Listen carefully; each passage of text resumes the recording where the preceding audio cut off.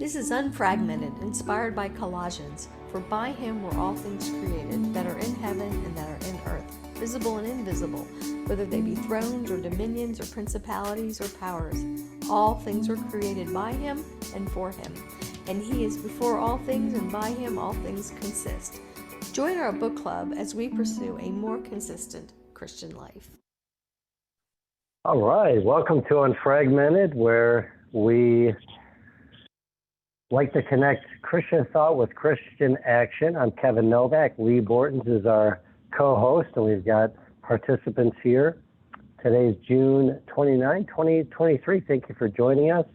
And we're still talking about Melvin Tinker's book, That Hideous Strength, a deeper look at how the West was lost. And I just want to remind you, for those of you that have access to the YouTube channel, Leigh Bortons' YouTube channel, you can watch the prior week's videos and get up to speed. A couple weeks ago, we had on Alex Newman. He was very informative. He's a big thinker. I'm glad he's on our side, and he brings an international perspective to a lot of the things that we're talking about here. And then last week, we talked about galvanizing the rights, and just discussion about whether we should be merely attacking the left or also dealing with people on the right. So with this book here, we've talked about different ideas relative to cultural Marxism. So the main theme is the oppressors versus the oppressed. We've also talked about the destruction of the family. The infiltration of the church is in the book. We haven't talked too much about that just yet. Being divisive, the left wants to be divisive and divide people. And then also, the left is applying heavy pressure for us to conform to liberal orthodoxy. And I want to draw our attention this week to chapter 6, and this is where we get closer to the end of the book. And last week, at the end of the club, we decided that we were going to talk about some action items, some proactive things that we can do. And in chapter 6, in Bringing Down Babel, the author talks about three things: commending God's truth, cultural engagement, and then also courageous refusal and refutation. If you don't mind me just asking the question to get the conversation started, what does everyone think about that, those three elements? And then also, is there something missing? Is there overlapping? And then also, let's talk about some specific ideas that anyone might have, big or small. I've got some small ideas, I've got some big ideas. But if anyone has any initial thoughts on those three things there, are we in the ballpark? Are we headed in the right direction? Are we doing those things? And what does everyone think about that? Can you repeat the three things again, Kevin? And the page numbers, too. Yeah, so chapter 6. By the way, on page 138, I'm proud to say that Melvin Tinker does mention Colossians 1, verses 16 and 17. So I think we're on the same page. Chapter 6 starts on page 131. And then if you go forward a little bit, he's talking now about the three things that are necessary if we're basically going to make a comeback. So that's on page 135. The first thing is commending God's truth. And then that basically has to do with defending God's word. And then on page 139, there's cultural engagement. What does that look like, and so on, and how are we to go about that? And then finally, there's discussion starting on page 144, courageous refusal. There's two parts to that: courageous refusal, and then page 148, courageous refutation. So it sounds like she's saying, okay, let's engage people on God's truth, obviously the scriptures, and then go out and engage the culture.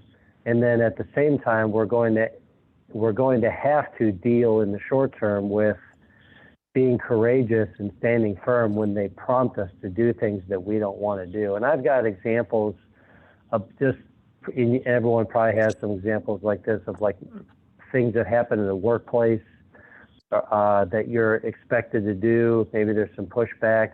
or if you're involved, if your workplace has any DEI, diversity, equity, inclusion programs, things like that. So those would all be part and parcel, hopefully, to courageous refusal and refutation. But I'd like to take a look at those three things tonight and see what we think about them, if we need to add anything to them, if we've got some good ideas about how to actually implement those things. If you don't mind, I'd like to go ahead and read on page 135 so our listeners later can hear what Oz Guinness says in order to start these courageous things that Tinker is recommending. He says, let it be clearly understood that our hope in the possibility of renewal is squarely grounded not in ourselves, not in history, and the fact that it's happened before, but in the power of God demonstrated by the truth of the resurrection of Jesus. This is therefore no time to hang our heads or hide our lights under a bushel for fear that we may be picked on for our refusal to fit in. We are to have no fear. We are to look up. We are to take strength from the fact that we can, because we can. So let's make sure we start and end positive, right? We have hope in all this. So I love that you wanted to frame the topic this way, our discussion this way, Kevin, and talk about things that we actually can do in order to bring down Babel, which is the chapter's title. So Jennifer, you were texting. Do you have or chatting? What would you like to say first? I in the chat, I just shared that he did bring all those together in one place in page 135, also in that section called Get Real, because that for me, it helps to see them all together and then the details of them broken out. But just on your question, Kevin, I've been thinking about this a lot, and actually it's interesting because I feel like I've been thinking about this even before you mentioned it this way last week. Like, what am I supposed to do in those moments, when I'm confronted, when somebody says something and I'm like, that's not truth. Sometimes it's not all, you can't always just open up a debate right there, right? Like one that just stands out to me is I was talking with someone recently and she said, well, we're all just animals, right? And I'm like, no, but that's not a 2-second conversation. And, so what do we do? What do we say? And so I think it has challenged me to be prepared, be more ready with an answer. And maybe, I don't know, I didn't have anything to say in that moment, but thinking about it afterwards, what would I have said? What should I have said? And maybe, launching from there with a question like, well, are we like, what separates us from the animals? I don't know. I don't know what the right answer is, but I have felt challenged in that a lot recently. Like, am I standing up? Yeah, no, that's good. That's good. Actually, by the way, really quick, that the book that we read down the line by Greg Kokel is going to help us a lot with that. Good. I think what also helps a lot with that is that we're homeschooling parents who are intentionally trying to raise children who can answer those questions. And we get practice in the family where it's safe when they ask us their childish questions, or we're trying to teach them just what the scriptures and the gospel are about. That gives us a chance to practice harder questions. And I love how the Lord set up our lives like the trivium. When we're children, it's the grammar stage for every one of us. And then we get to be parents and have careers and work. And that's when all the questions come in. And what Jennifer expressed, I think, is super common. 10 minutes later, you knew what to say, but not when you said it.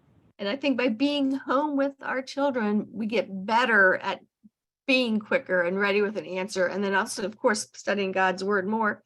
But it's okay that we can't answer, because here's what I'm finding. Now that I'm in the last third of my life and I'm in my 60s, I do know what to say quicker. But I remember feeling like all the time, like what you just described, Jennifer, while I was raising my children.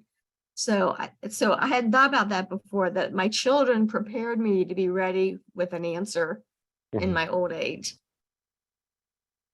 Well, and one of the things I've learned, and not just by practicing law, but also by reading Greg Kokel's book, is if you don't know exactly what to say in that moment, which is common, we all struggle with that. Ask a question. Mhm. What do you mean by animal? Well, how do you know? You know, who told you that? Well, did you learn that somewhere? Have you ever thought about how animals are different and they have different pools, things like that? So, and that can buy you some time. And I'm certainly not saying that I am an expert necessarily on that. I actually do get time to ask people questions, fortunately, because when I'm in court and I do this, I have a little bit of time. So I have that luxury, but, you know, I just flew today and, you know, people always, well, not always, but oftentimes run into strangers or have a conversation with them on the plane or whatever it is. For some reason, the airport is a good place to have conversations with people. And it's like you just, you know, if you just have questions in mind and asking people, I think oftentimes that can really spur someone to think about what they think. They probably don't have a solid reason for what they think. They were just told it and they ran with it. So asking questions is a good way just to get them thinking. Yeah, and more practice on the common topics help in all those areas. I also, now that you brought this up, and thinking about why, when I was a young adult and raising my kids, did I ever feel like I had to have an answer? And I wonder if it's because I went through a school system where the only way you got rewarded was being able to answer quickly. Because I did not go through a school system that gave me time to think and ask questions. Or we went through a school system where the expectation was to give the right answer. Mm-hmm. So we had a feeling that we had to give a right answer. I remember listening one time to a podcast with Mark Hayes, and I think it was on the 5 common topics. And he would always hit the questions off with, I'm going to ask you a question. There isn't a right or wrong answer. Just tell me what it is that you're thinking when you hear the question. Mm-hmm. And he said that made all the difference in the world, because the students weren't quiet and weren't afraid to answer, because I let them know that there wasn't a right or wrong answer. Mm-hmm. I think that's even more important if we're going to have more and more academics and conversations like this through Zoom. Because if we don't have a clear question, it's kind of hard sometimes to know what the other person's thinking. You don't have as many contextual clues and facial clues, body. You know, the spirit's true. We can be in a room together. I mean, I can see your faces, right? But I bet you if we were in the room together, I could read you better, because our spirits would be closer to one another too. So we're going to have to learn how to get good at this. So maybe if nothing else comes out of this conversation tonight is, and not, maybe it's not bringing Babel down. Maybe it's us rising to the situation is what we're really going to be giving people some examples on. So Kevin, you brought up your plane ride. So I don't actually share the gospel when I'm on a plane. I was just talking to my friend who we were going on separate planes this morning, but went to the airport together. And I said, it's just the weirdest thing. I share it everywhere I go, but there's something about that tight quarters that makes me not want to talk at all. So you sound like you're the opposite. Well, it depends. I guess it's as much as I want to sit and enjoy those pretzels they give you. I think it just depends. And sometimes it depends on who you're sitting next to. They might have their earphones on or be watching a movie or something. I think it just kind of depends. Actually, with this last trip up and back to Chicago, I don't think that I engaged anybody. I'm trying to think. I was a little more focused on other things, but I'm okay with sharing on an airplane. I've done that before, where you have a captive audience and you can just shoot the breeze for a little bit and get to know someone a little bit. I will say, we were talking about questions, and years ago, one of my friends who works at Liberty, he does like institutional, I can't remember what they call it, but like institutional quality control. So he'll meet with the professors and he'll ask them like what they do and what they do in the classroom and how they and why they do it. And my friend Skip told me that when he asks questions of those professors, that they get defensive. And Skip pointed out to me that in this day and age, we really are not. People don't take questions anymore as questions; they take them as statements.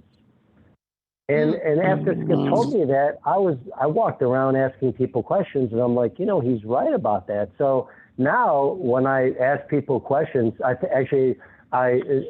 thinking of this now. When I was at a homeschool convention last year, I remember talking to a gentleman from I think it was Institute for Justice, and he was a non-Christian libertarian, and he was real nice.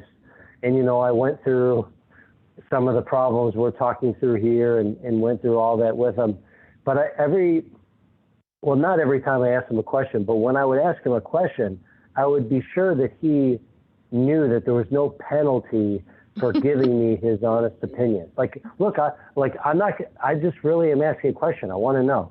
And I have found that once I started doing that facilitates better conversation. Yeah. Takes the pressure off. I had a friend who had a very successful airplane ministry. He actually had one on purpose because he worked for an airline company and he had to fly. He was a global leader. And he said that he would just ask the person next to him if they didn't have on earbuds. Once he introduced himself, he would say to them, do you like to talk about spiritual things? Because I do. And people would say yes. So by giving him permission, if they said no or just looked funny, but so just asking and saying what you want to talk about first, is less offensive. So I find that I do that very well in taxi cabs. I think it's because I'm behind them and we don't have to look at each other's face. But I have yet to get into a cab where I didn't meet a Christian. Every single one of my drivers, when I'm by myself, I've been in cabs with all kinds of people and not talked to the driver because I was talking who I was with, but it's been very interesting. One time I even met a man who was older, much older gentleman driving a Uber, and he was the grandson of the last Christian king of Ethiopia. And I asked him, I said, what are you doing here driving an Uber? And he said, well, if I was back home, I'd get killed. All right. And so just the Christian persecution that he had been part of. So, because you do meet great people traveling. So I got to figure out how to talk to people on the airplane. It's for some reason, when I don't know when you say taxi, I don't know if you're including Uber. I am. But I would agree with you. Like, I don't know what it is. There's something about it being, I don't know what it is. Maybe it is the position, but I do find it easier to talk to a driver than someone directly next to me. So, but I struggle with some of that anyway because I'm introverted and I would, want to read my book or whatever. So I do need to come out a little bit more and talk to people. And I also admittedly do not do well with superficial conversation. So I think oftentimes, like if there was a guarantee, like you could, like maybe United Airlines could give you the option of when you choose your seat, what kind of person you're going to sit next to.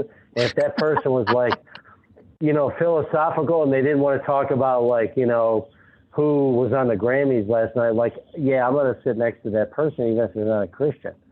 That would help me because I just like roommates in college where you ask them, are you neat or are you messy? I want to bypass all that and get to the meat. I really do. So that's my problem. And I guess that would fall under cultural engagement and I could be better at that. So. Yeah, so maybe maybe we could come up with some sort of business card that you hand to people as you're waiting in line and say, hey, display this card if you want to talk to me. Yeah, no, that'd be good. How about you, Jennifer and Michelle? Where are you good at sharing the gospel or where do you struggle? Well, do you want to go, Jennifer? Okay. Since I've really become a practicing Christian, I'm only around like-minded people Mm. because I feel as though my life is involved in educating my kids and uh, uh, going to homeschool conventions where it's like-minded people, going to church. Mhm. Uh, so I've probably in the last 15 years, I've been on a plane maybe 4 or 5 times, whereas up until I had the twins, I was traveling all over the world. Yeah. And as you were talking about the Ubers, I was thinking, dear Lord, I haven't, when I was traveling, there was no such thing as Uber. You only were in taxis. So Mhm. in New York, or getting a driver at festivals that I would be working at. It was just all planned, or it was just the public taxi system. So Ubers and Lyfts and all of that stuff is just so brand new. I could probably count on one hand the number of times I've been in an Uber. So I'm so isolated now. So I wish I could give you a better answer, but all of this makes me think about when I am out with not like-minded people, and like you said, having just this business card, right? Mhm. Hey, do you like to talk about spiritual things? Woo!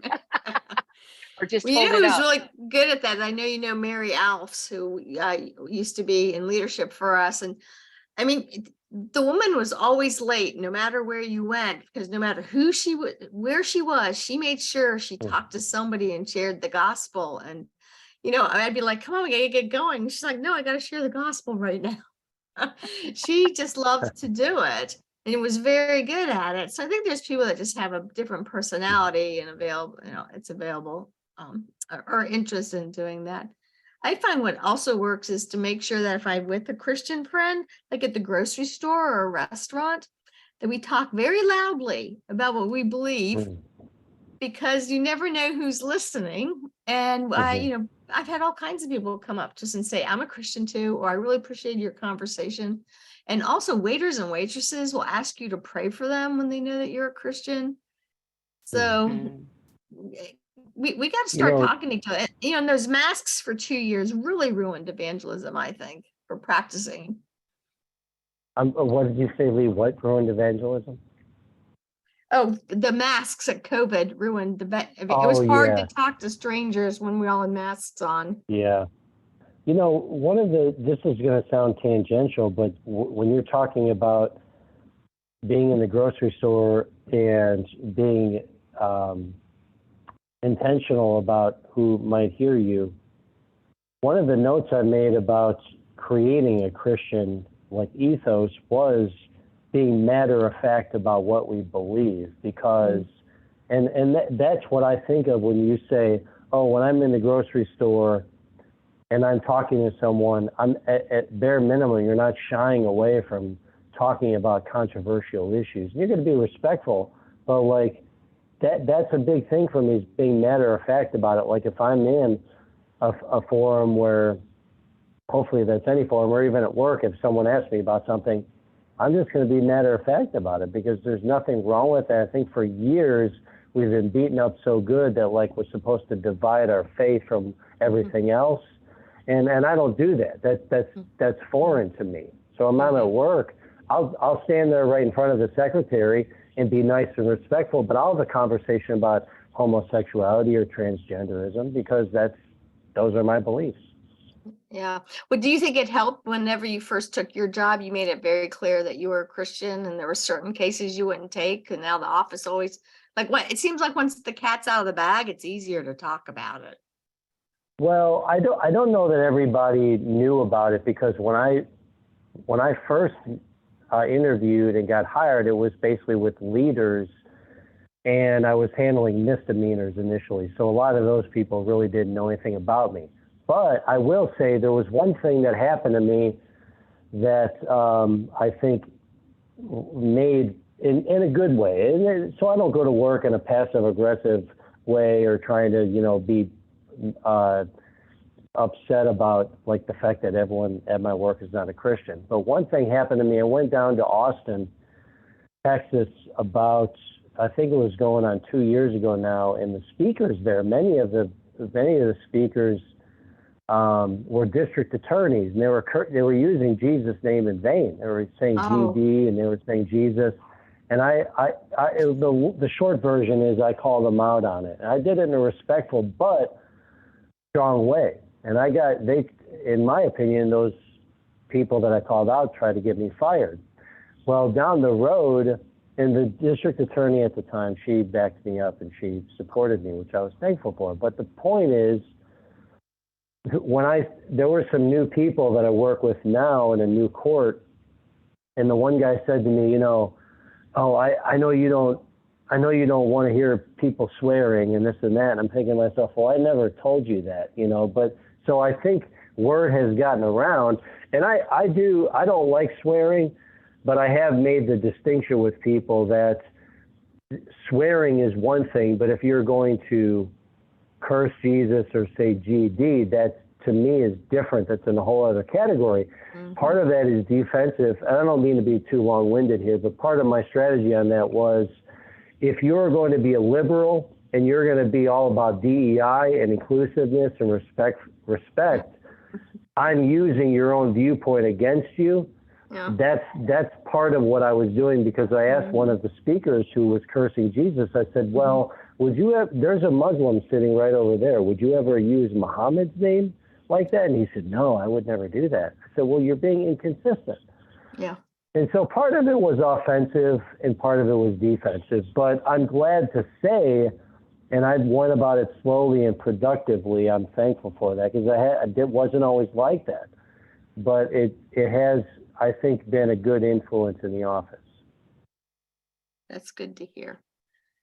Okay, so the chapters, the first one is cultural engagement, and I thought it was worth talking about how we just personally engage people to get us launched on that.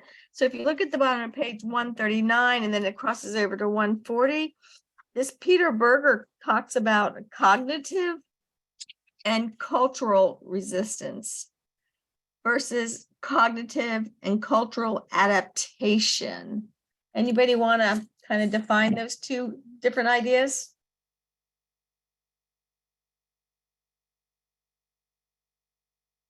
So is the resistance kind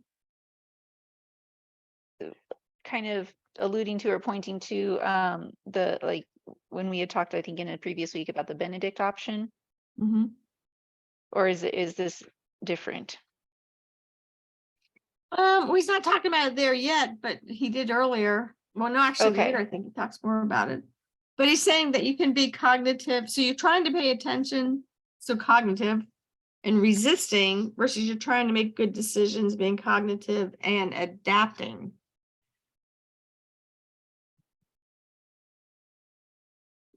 Right. So the resistance is you're not going to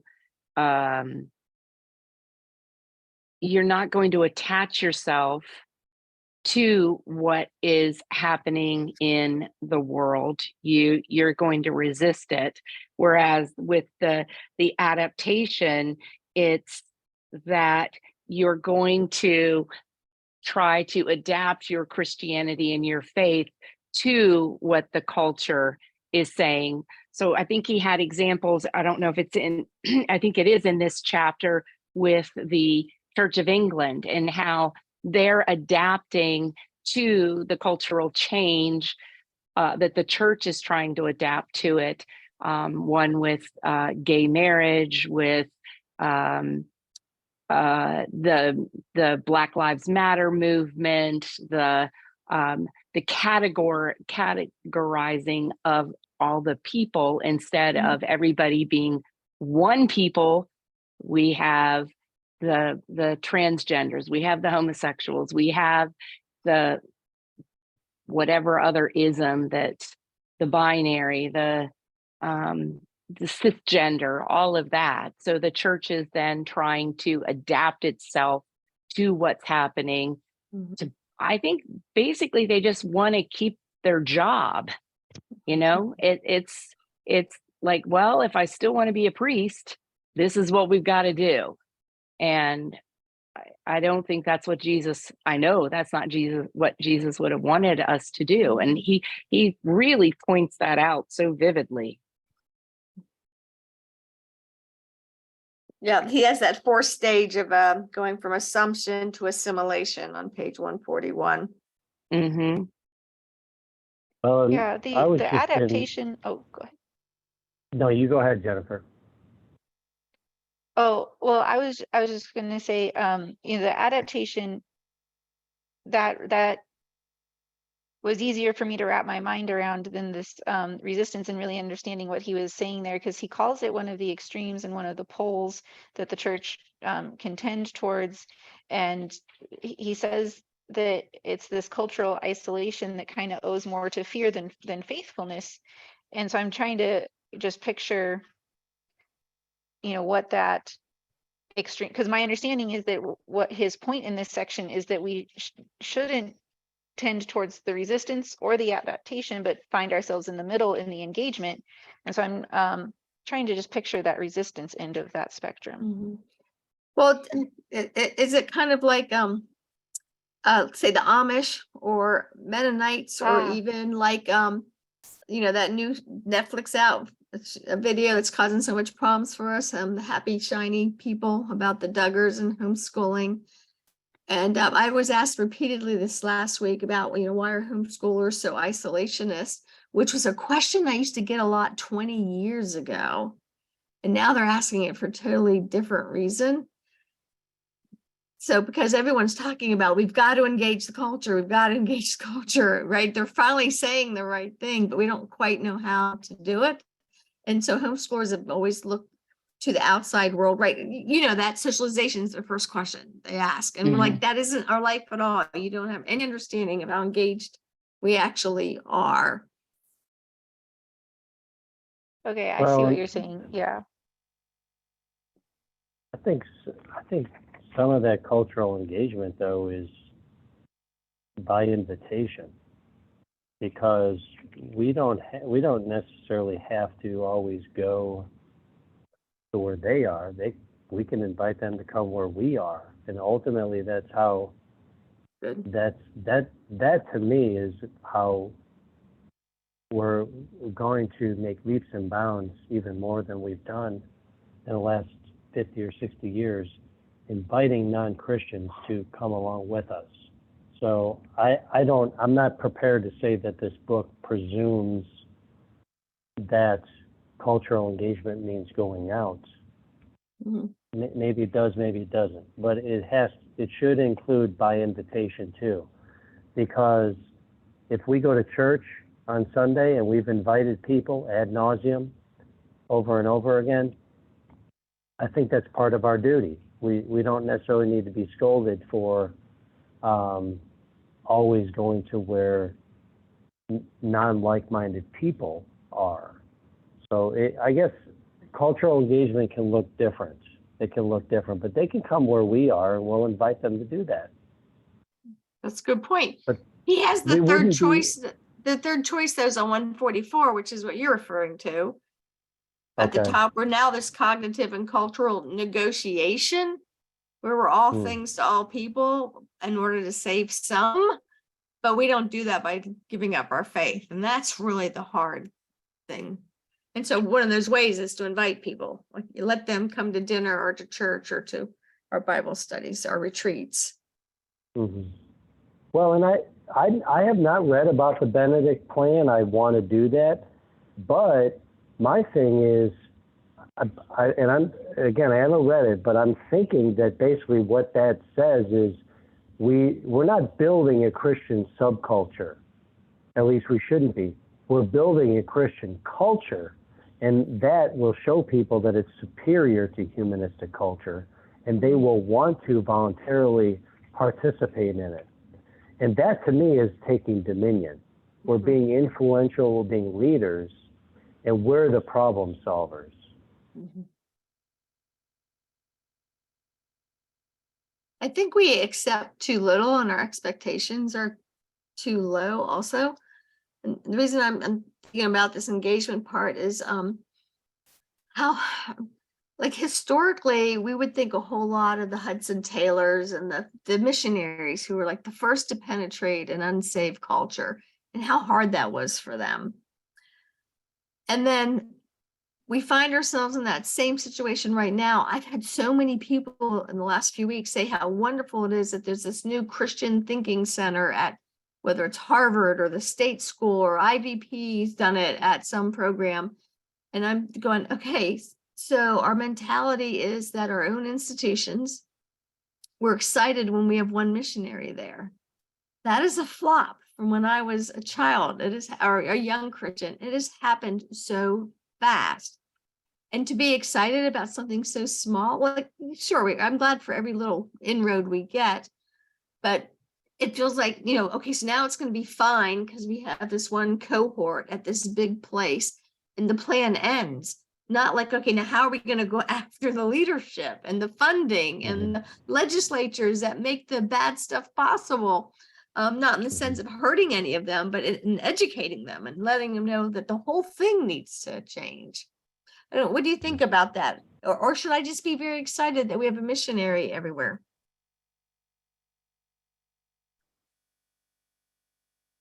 I think both of what you said are true. I think you should be excited we have a missionary everywhere, but at the same time, we can't stop. One of the questions I like to ask people is, if you were the Postmaster General, would you require your employees to work on Sundays now like they're doing?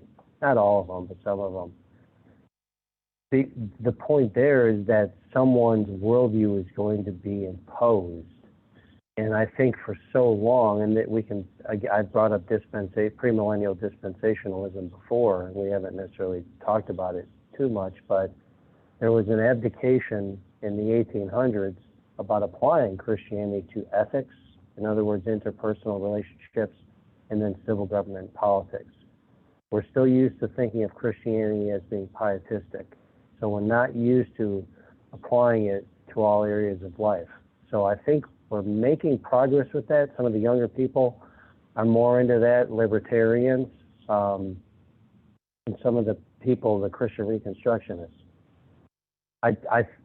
If we're getting one solid Christian on campus and that's better than we were doing before, to me that's making inroads. But yeah, you're right, Leigh, we got to put pedal to the metal. We want that person to be the university president back at Harvard, the way it used to be. That's ultimately what we want. Mm-hmm.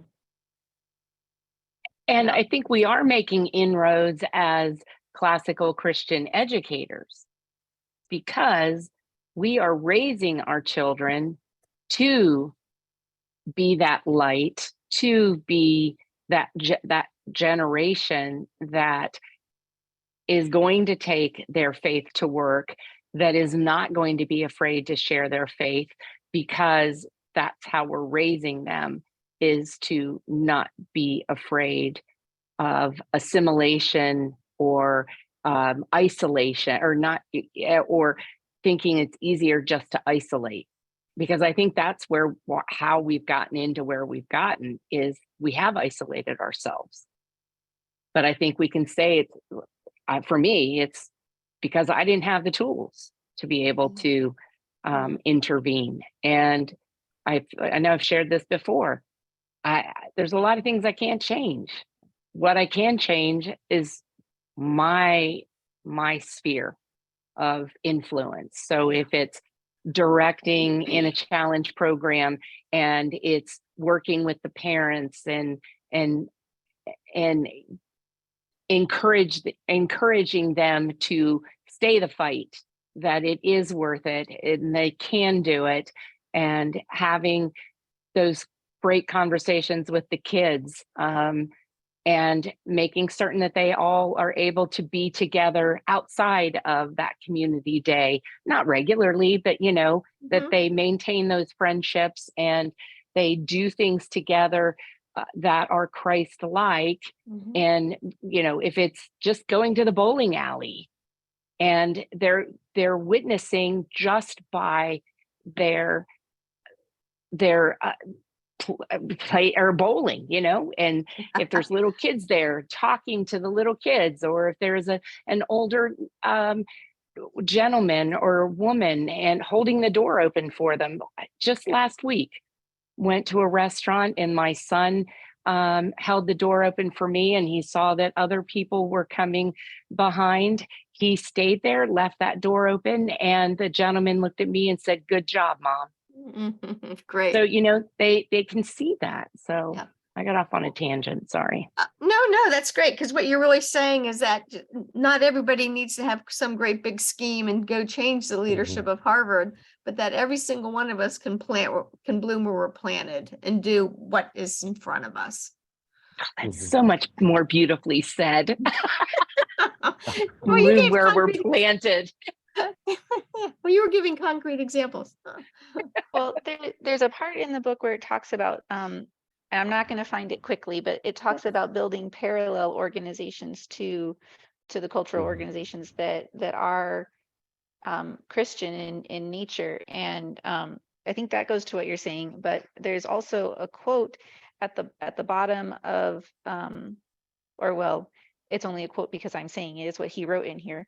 At the bottom of page 155 that says, what ultimately makes the decisive difference in changing the world is not simply great men with great ideas, but ideas embedded in culture producing institutions. So I think as we're raising those kids, like you said, Michelle, and then as they grow into those positions and they take their ideas with them, and make those ideas part of the culture of those organizations and institutions, I think that will come to fruition. Yeah. Mhm. I think it will. The one thing that is harder with the homeschoolers who are graduating right now and going on to college or even to jobs is they are being bombarded so quickly with this horrible culture that we were actually trying to help them shelter from when they were very, very little and get to know God's truth in a broader context as they got older, versus like Robert and John. I mean, this is what they were facing, and this was bad. Sin's always been sin. I remember my oldest two going off to college, having to deal with, for the first time, with people who were from divorced families or single parents, right? Not necessarily a horrible thing, sometimes just life. But then they had questions, like, because nobody in our family has been divorced for generations and on both sides and that kind of thing. Versus William and David had to immediately deal with transgenderism and Marxism, and that they just in the same family of children. So I know I did not equip either of them well, because the first two, I didn't know what I was doing. And then the second two, I equipped them really well if they were going to confront those other issues. Drugs, that was another one. Drugs, alcoholism, the older boys face. But boy, I just did not recognize how quickly and fast the current isms were going to infiltrate. Unfortunately, because of homeschooler and just our family being close, they asked me a lot of questions. David especially had that out because he went to California to a school, and it was a Christian school, but it was just way worse than, say, Williams King College in New York City. And David would just call me and say, "Mom, I need Jordan Peterson kind of words. They won't listen to me when I quote the Bible. I got to figure out some way to get into their minds before I can get to their hearts." And we would have conversations about these things. So even in not doing it well, like we talked about with Jennifer saying, you didn't know what to say next. Our kids are going to be young; they're not going to know what to say next. If we can just keep the conversation going, I think that's going to be super helpful. And I know you guys are really strongly connected with your children. And sometimes they may not ask you, but they should know that they can ask you. Yeah. Are you guys familiar with the Young Americans Foundation? Yeah, what, YAF? Yeah. Well, they're doing stuff for our high schoolers. They're doing stuff for college students. They've got something coming up, I think, here at the end of July, beginning of August, in Washington, D.C. for college students, and helping to combat what the liberalism is that's happening in college colleges, how to handle when you have a professor that basically will say that, write on a sheet of paper, God is dead, those kinds of things. And though I love that there is something like this that, our kids, if we're able to, that they can participate in things like that, because these are young kids, young conservatives that are leading these things, and that they're able to bring in some of the best thinkers in the world to help them combat what's going on in their schools. That was a good ad for them. So Sorry. something that, oh no, I want you to do that, because Okay. we've had a couple of markers and milestones episodes about that.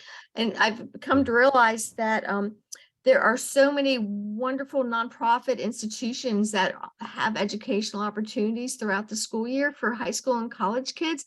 And I started making a list of them, and I realized that you could send your child to the best of thinkers for 4 years by going from institute to institute, and not only not pay, because most of those young kids programs, they pay you to go once you're in college. And you could take that same 2 to 4 years and get a much better education with only paying for room and board. And Yeah. nobody's put together a curated program like that. So you pointing out, great thing about the Leadership Institute, Heritage Institute, YAF, you could go on and on. There's literally 3,000 organizations that do this kind of thing. Wow. So we have ways to fight the hideous strength, but meanwhile, we don't know about them. And so we send our kid to state school. Yeah. Have you considered putting together like a phone, like a directory of these institutes that those of us? Okay. That's why we started the Markers and Milestones conversation, was so that I could start to ask a lot of questions before I did that. So that because I don't want to promote things that we shouldn't be promoting. And I also, if we promote things, we need FAQs and things like that. So that's another way we can engage the culture too. And also what I like about what you said was that it's a lot of times it's younger people leading it. And that's what happens. So our kids were used to us leading them, and then our peers and our church. And then they go off to college and they meet all these other kids who seem just fine and don't believe at all any of the things that we believe. And they're so influenced by the peers at the college they attend.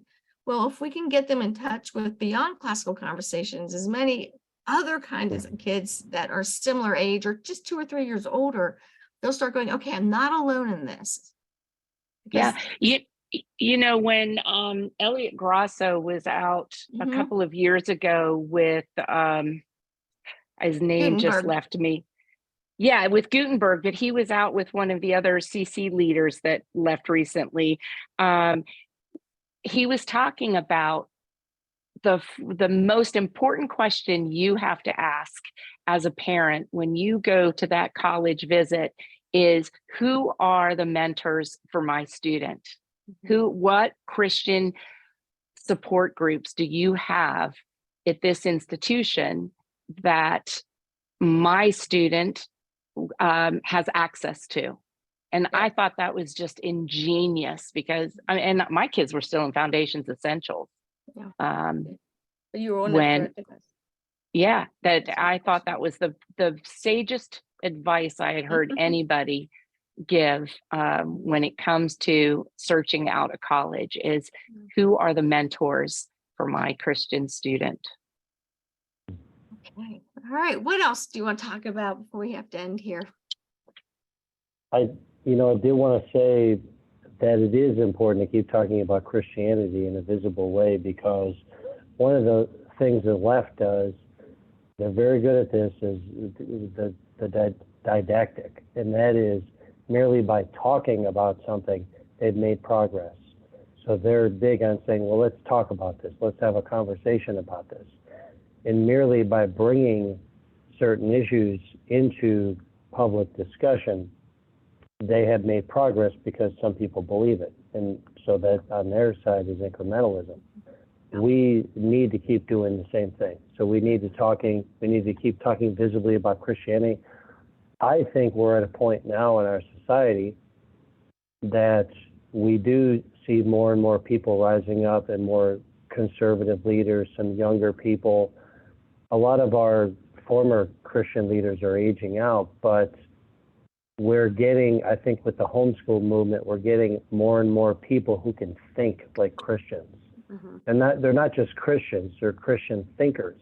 Mm. But that takes time for those people to get involved with public policy and public discourse, just like it does on the left. So we're not, all the hard work that we do, and this isn't necessarily why we do it, but all the hard work we do as parents, that takes time to show in society in influence. So I think we need to cling to Jesus, but we also need to remember that it's going to take time. Yeah. Jennifer, do you have any closing remarks about the book? And then we'll let Kevin pray and close us out. Well, I was just looking, on page 150, well, starting on 157, where he's sort of starting to wrap up here, right? And saying on being against the world for the world, and that he kind of lists three things that we need. I think essentially he's saying, in order to bring about another Renaissance kind of, but for the betterment of the world, I think is kind of where he's going. And he says we need a praying people, a literate leadership, and that the result of those things by God's grace should be a changed community. And so that was an impactful section for me, just especially because, as I'm looking at that, I'm just one person. I'm not a community. I am not necessarily like leadership in the church. I lead my own kids, but I'm not like leadership in the church. But I'm a people. I'm a one person, and so I can at least commit to this first one, and just really be praying. Because I think one of the quotes we looked at earlier, one of the passages we brought out earlier, was that it didn't depend on us. It wasn't from our will. It depended on God. I think that's what you read right at the beginning there, Leigh. Mm-hmm. Mm-hmm. So praying. Mm-hmm. Mm-hmm. That's a I good mean, reminder. that seems kind of obvious, I guess, but Well, in this era of the last 15 years of all these Marvel movies and books being out, the church missed a cultural opportunity where we didn't remind people over and over again, we have a superpower. It's called prayer, and it works. It's true. Mhm. So, okay, Yeah, so and Kevin. well, Good. if you don't mind me adding, and we have a superhero, because I Yes. like to ask people, how do you define a superhero if there's no Jesus? But anyway, that's another conversation. Okay, all right. Great. Heavenly Father, I do thank you for bringing us together once again. We love you, and we just ask that you continue to be with us. We've learned so much in just these several months that we've been together, and to keep please blessing our group. Please let others learn from the discussions that we're having. And ultimately, we want whatever our works are here to be used for your glory, and let your Son be exalted. So I do pray these things in Christ's name, and I just ask that you continue to be with us. Thank you, Jesus. Amen. All right, and next week we're going to be actually talking about the Declaration of Independence, which is in the Words Aptly Spoken American Literature book. The students do read it in Challenge 1. You don't need to have that book, though. There's lots of free copies online. So we'll talk about that next week. Happy All 4th right. of July. Okay. Happy All 4th. right. Goodbye, everyone. Happy 4th. God bless America. Yes.